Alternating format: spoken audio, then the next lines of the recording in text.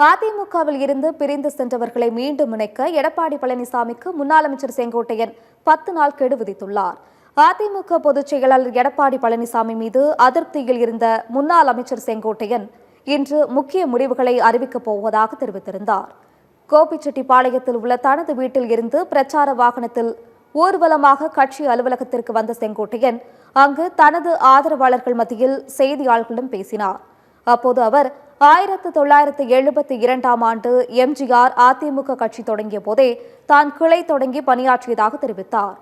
உலகமே திரும்பி பார்க்க வைத்த ஆளுமை மிக்க தலைவர்களாக எம்ஜிஆரும் ஜெயலலிதாவும் திகழ்ந்தனர் என்றும் அவர் புகழாரம் சூட்டினார்.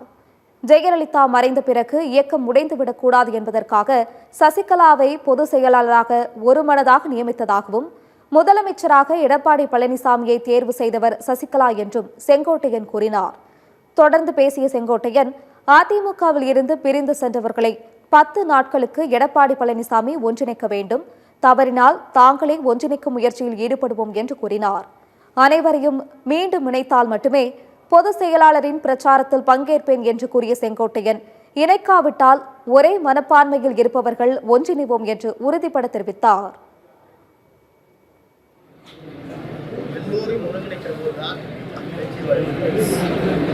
எல்லோரும் ஒருங்கிணைக்கிற போதுதான் வெளியே சென்றவர்கள் அமைதியாக இன்றைக்கு கழகம் போய் ஆற்றாமல் அமைதியாக இருக்கின்ற பல பேர் இருக்கிறார்கள்.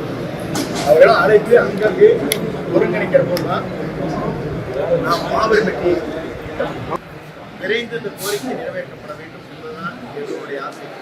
விரைந்து செயல்படவில்லை என்றால் சுற்றுப்பயணத்தை நான் கலந்து கொள்ள மாட்டேன் சொன்னால் அப்படி விரைந்து அந்த முடிவுகளை மேற்கொள்ளவில்லை என்றால் இதற்கு இந்த மணலில் இருக்கின்ற அனைவரும் ஒருங்கிணைந்து அதை செயல்படுத்துவதற்கு நாங்கள் அனைவரும் முன்னின்று அந்த பணிகளை மேற்கொள்வோம்.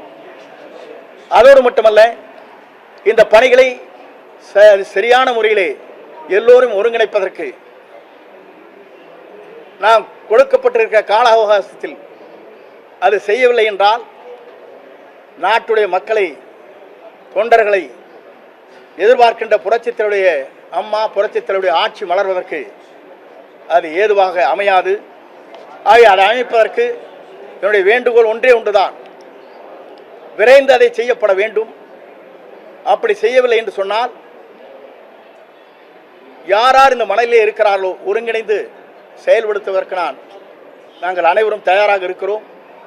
அது மட்டுமல்ல, இவருடைய வெற்றி பயணம் என்பது இதற்கு முடிவு வந்தால் மட்டும்தான் அந்த வெற்றி பயணத்தை நான் கலந்து கொள்வேன் என்பதையும் இந்த நேரத்திலே பணிவன்போடு தெரிவித்துக் கொள்கிறேன். நாடு நலங்காக்க, நாட்டு மக்கள் நலங்காக்க, தொண்டல் நலங்காக்க, புரட்சித் தலைவர் அம்மாவுடைய நல்லாட்சி மலர என்னுடைய பணிவான இந்த வேண்டுகோளை உங்கள் மத்தியிலே வைக்கிறேன்.